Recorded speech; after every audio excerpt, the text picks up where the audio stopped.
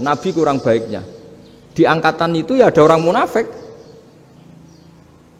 Sehingga ulama itu sudah berpendapat ideal itu piye? Zaman Nabi saja ada orang apa? Munafik. Itu ilmu. Kalau nuruti kelangenan inginnya dunia ya steril, enggak ada maksiat, enggak ada. Dan agama itu diciptakan Allah itu memang unik. Calon nabi misalnya, Nabi Musa itu sing rumat Fir'aun.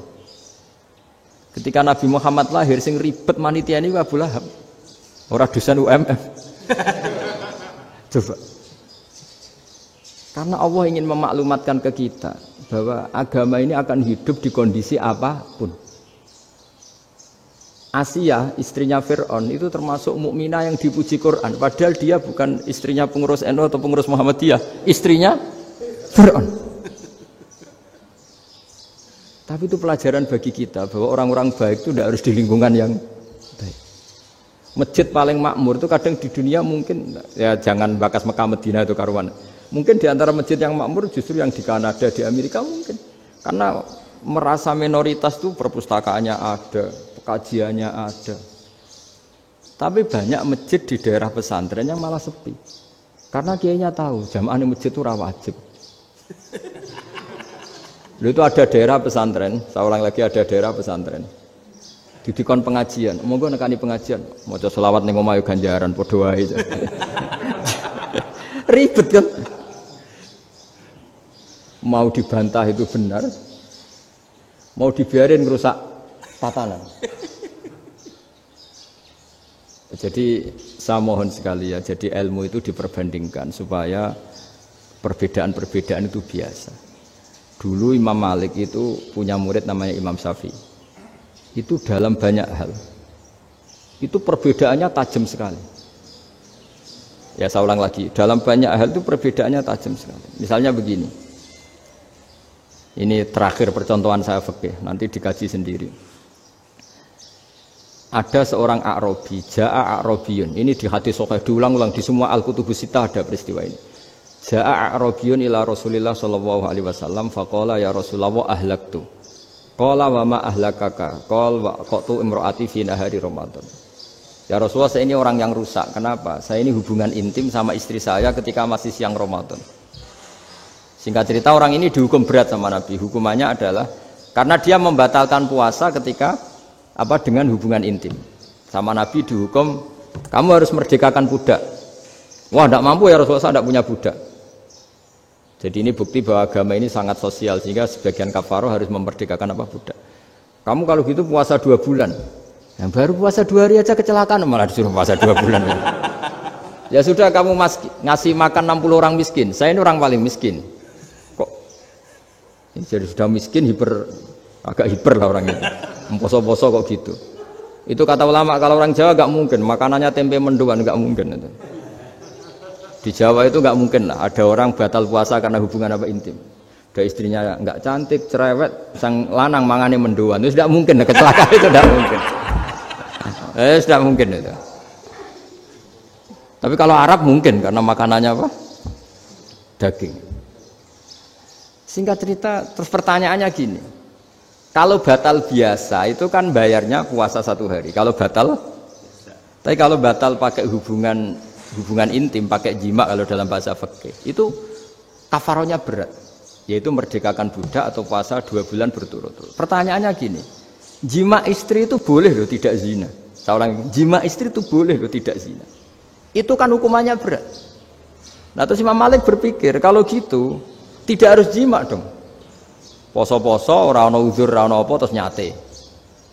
Esuk mangan bakso tanpa ada alasan syar'i. Hukumnya harus sama dong, karena jima hukumnya boleh, berarti semua iftar, semua pembatalan puasa yang tidak ada udzur syara' maka hukumnya sama, yaitu sanksinya sama. Masuk akal enggak? Masuk akal dalam mazhab Imam Malik. Dalam mazhab Syafi'i enggak. Mulai dulu jima itu beda. Kayak mertamu nih gone wong, mangan iku oleh, tapi nak nggo bojomu mbok jima niku wis nemen ngawure lah. Tetep beda dari Imam Syafi'i itu, pokoknya beda jima sama makan itu. Beda. Lah ya terus setelah itu terus ada pertanyaan. Bagaimana kalau makan dulu baru jima? Ribet kan? Makanya itu sampai dibabkan Kitabul Khilafil Fiqhi, bab merekayasa fikih. Makanya itu perdebatannya orang Hanafi sama Imam Syafi'i juga sama. Ada orang jam segini lapar sekali, kalau langsung makan kan kena sanksi. Ya pergi aja dulu, pura-pura ngaji ke Gus Bah gitu. Nanti kan jadi musafir kan. Wah itu sudah boleh itu kan. Padahal enggak. Memang dia pergi itu karena supaya bisa makan. Mau enggak kepikiran ngaji kok tahu-tahu ingin ngaji. Mumpung Ramadan nah. Nah makanya dibabkan apakah boleh merekayasa fikih. Tapi fikih bisa apa coba? Dengan status kamu musafir, ya memang boleh iftar, boleh berbuka. Lah itu terjadi terus perdebatan ulama menyangkut fikih. Karena memang masalah furu'iyah. Sehingga termasuk perdebatan kita dalam perilaku, misalnya adat orang NU kalau habis salam itu menghadap ke kiblat karena arah terbaik itu kiblat. Tapi sebagian orang Muhammadiyah atau mungkin semuanya menghadap ke makmum. Itu memang teks hadisnya itu kita yang meneliti hadis itu semua syarah itu berdebat. Nabi memuji kiblat itu arah terbaik, oke. Tapi di bab itu Nabi itu aqbala alaina, menghadap ke kita. Lalu pertanyaannya, kenapa menghadap ke kita? Ada mengatakan karena Nabi memang punya tradisi kadang ngendikan. Ya tentu dulu istilahnya tidak kultum, nggak ada istilah itu dulu. 7 menit itu nggak ada. Tapi ada ulama yang analisis begini, termasuk kitab Fathul Bari. Nabi itu tokoh sentral, taruh lagi Nabi itu tokoh sentral. Ini kata kitab Fathul Bari, bukan kata saya. Nah orang-orang yang imamu qaumi, orang-orang yang jadi imam di daerah masing-masing, tetap kalau sholat itu ikut Nabi. Ikut Nabi setelah salam langsung pulang. Jadi sebetulnya salam langsung pulang itu ya ada sejarahnya karena dia mau jadi imam di daerahnya. Nah, tidak kebayang kalau Nabi itu madhep kiblat. Kalau Nabi madhep kiblat, orang yang masbuk yang barusan datang pasti langsung usolli misalnya fardhu isya'i misalnya. Terus makmum Nabi, padahal Nabi sholatnya sudah selesai. Jadi intinya gini kata Fathul Bari. Imam setelah salam itu harus bikin gerakan atau omongan atau apa saja yang menunjukkan kalau sholatnya selesai. Di antara gerakan itu adalah beliau harus menghadap ke hadirin atau menghadap ke utara. Atau apa saja yang penting menunjukkan kalau sholat ini sudah selesai. Itu fikih. Jadi fikih itu cara menganalisis itu memang unik. Karena kalau Nabi tetap seperti itu, posisi pancet seperti itu, maka orang yang baru datang mengira Nabi masih sholat. Nah, pertanyaannya kalau mereka sudah takbir, malah sholatnya tidak sah. Kenapa tidak sah? Menggantungkan sholat atau mengikatkan sholatnya dengan orang yang sudah tidak sholat. Jadi menjadikan orang yang nggak sholat sebagai imamnya kan nggak boleh. Maka Nabi harus memaklumatkan dengan gerakan itu bahwa beliau sudah tidak sholat. Karena orang datang dari berbagai daerah. Jadi nganalisis fikih, fiqhul hadis namanya. Itu ulama itu mau tidak mau debat. Karena pertanyaannya itu kenapa? Ya memang mau apa? Karena yang namanya sosial itu yahtamilu muhtamilatin, ada sekian kemungkinan. Makanya dalam madzhab istimbat itu, ketika Nabi sedekah pakai tamer, pakai kurma, itu ulama mesti ngitungnya tuh kut. Kut itu makanan pokok. Sehingga Imam Syafi'i mengatakan kalau di Indonesia pakai beras misalnya, karena kutil balat Indonesia itu beras. Oke, Imam Syafi'i mainstream. Tapi ketika era Yusuf Qaradawi di Al-Azhar di Mesir sana, ulama-ulama mulai usil. Sama sih ingat Mbah Mun sering gojlokan, lah iya petani gabah, petani padi wis melarat wajib zakat. Petani cengkeh, kakao, suga-suga wajib zakat hanya karena yang ditanam tidak makanan pokok. Jadi mulai ada ulama mulai gerah lah, kalau bahasa politiknya mulai gerah. Yang petani miskin gara-gara yang ditanam padi wajib zakat. Yang orang-orang di sana misalnya di Sulawesi karena tanamannya kakao atau cengkeh tidak wajib zakat karena bentuknya tidak makanan pokok. Geger kan di Al-Azhar geger. Akhirnya hampir semua ulama berpendapat ya sudah sekarang ketika Nabi menzakati makanan pokok itu jangan dihitung sebagai makanan pokok. Wa mimma akhrajna lakum minal ard. Apa saja, ma itu apa saja. Makanya kata Yusuf Qaradawi, ma itu apa saja. Makanya semua tanaman yang menghasilkan uang itu wajib zakat. Nah, masalahnya kitab-kitab Syafi'iyah itu sudah mamlu'ah, sudah penuh dengan penjelasan misalnya fala zakata fil khadrawat. Maka enggak perlu zakat untuk kayak kangkung, semangka dan sebagainya. Nah, lalu kiai-kiai angkatan modern kayak Mbah Mun itu sering dapat masukan. Saya pernah dengar sendiri. Yai, saya ini punya sawah 1 hektar, tak tanamin padi, itu nggak pernah kaya saya. Sekarang tak tanamin kangkung malah saya kaya, karena tiap 3 hari panen tak kirim ke Jakarta. Itu orang Indramayu yang tanya. Jadi tanam padi nggak pernah kaya, tanam kangkung kaya. Nah, karena dia orang soleh, kalau zakat boten.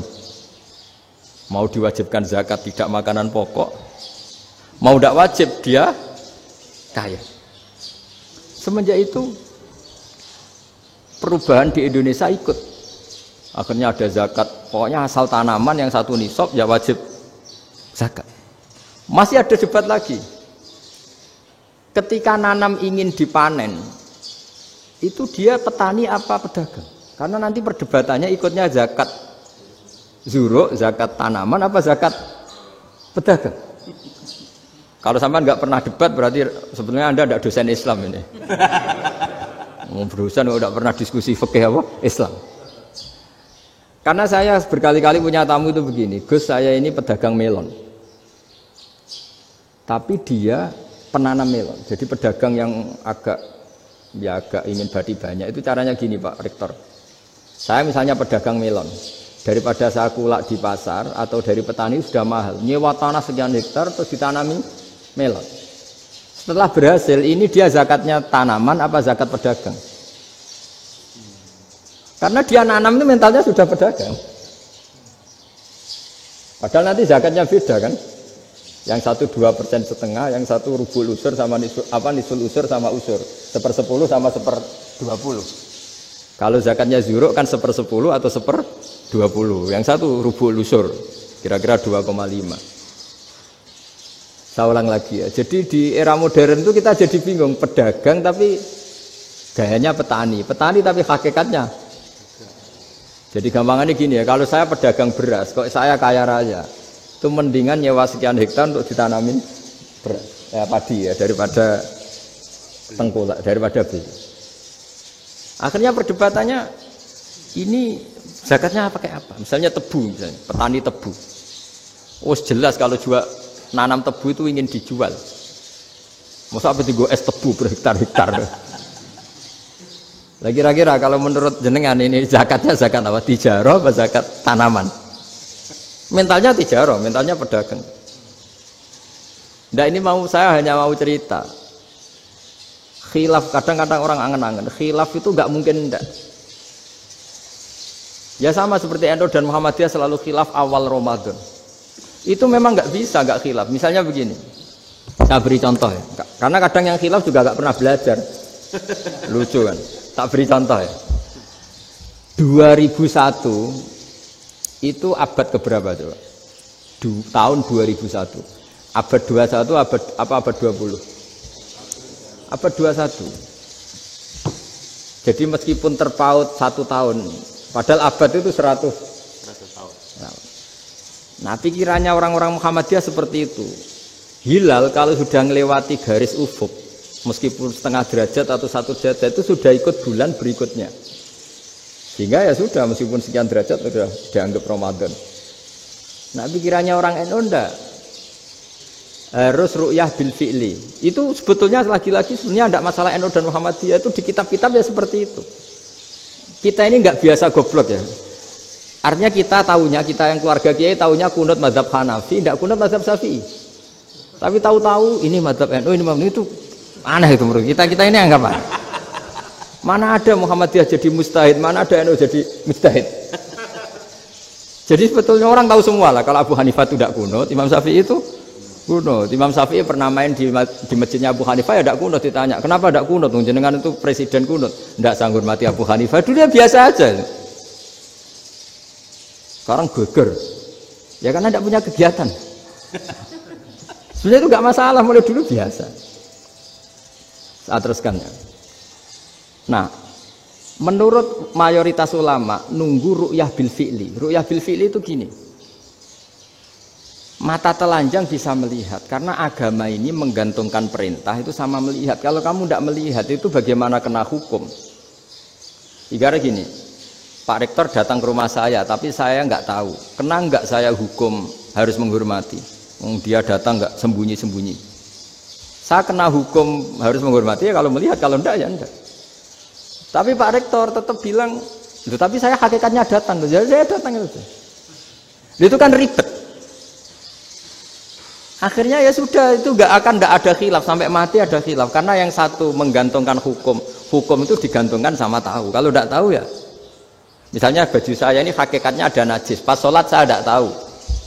Sholat saya sah apa enggak? Sah. Karena hakikatnya, ya memang saya tidak tahu. Tapi hakikatnya ada najis apa enggak? Ada. Ya sudah itu sama-sama masuk akal. Ada lagi khilaf yang senam otak. Fasyamu salasati ayamin fil haji wa sab'atin idza raja'tum. Singkat cerita ada satu pelanggaran haji yang kata Allah kafarohnya itu puasa 3 hari sama 7 ketika kamu pulang, idza raja'tum, ketika kamu pulang. Dalam mazhab Syafi'i yang namanya pulang itu yang haji sudah sampai rumah. Di mana-mana pulang itu ya sampai rumah.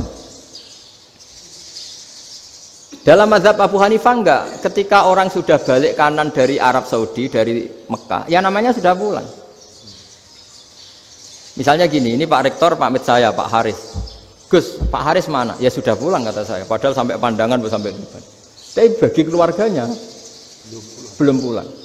Lah lalu idza raja'tum ketika pulang itu bahasanya siapa? Bahasa istrinya apa bahasa yang ditamoni? Kamu ditamoni orang, terus kamu tamunya mana? Sudah pulang. Tapi tanyakan istrinya, belum pulang. Khilaf-khilaf gini kok jadi geger itu kan goblok banget maksud saya itu. Jadi biasa, gitu itu biasa. Jadi ya karena memang ini bukan masalah akidah, ini masalah furu'iyah, masalah fikih itu masalah furu'iyah. Mau tidak mau harus beda. Misalnya di sholat juga gitu. Wa ayyuku udin ko adal musolli sokat sholatu. Duduk dengan gaya apapun itu sholatnya sah. Jika sampean kalau haji atau umroh, orang Arab itu jenenge duduk ngenak awak di kursi. Duduk sopan ya hanya orang Indonesia loh. Kalau sholat itu masih duduk ala orang tahiyat. Kalau sampean di Mekah, duduknya pakai apa coba? Kursi ya? Oh enak sholat duduk. Karena memang takbirnya di fikih dengan duduk gaya apa saja sah. Makanya sengenak awak duduk di kursi. Ribet kan? Mau tidak disahkan itu namanya duduk. Mau disahkan masa iya sowan Allah kok duduk santai-santai gitu. Tapi mau apa? Ini fikih. Ya saya ulang lagi ini fikih. Fikih itu ya sudah ini fikih. Makanya kalau ulama berdebat misalnya Abu Hanifah berpendapat sholat itu wajib baca Fatihah apa asal Quran. Dalam mainstreamnya ya Fatihah karena la sholata liman lam yaqra bi Fatihatil kitab. Tapi cara Abu Hanifah enggak. Faqra'u ma tayassara minal Quran, bacalah apa saja yang mudah bagi kamu asal itu Quran.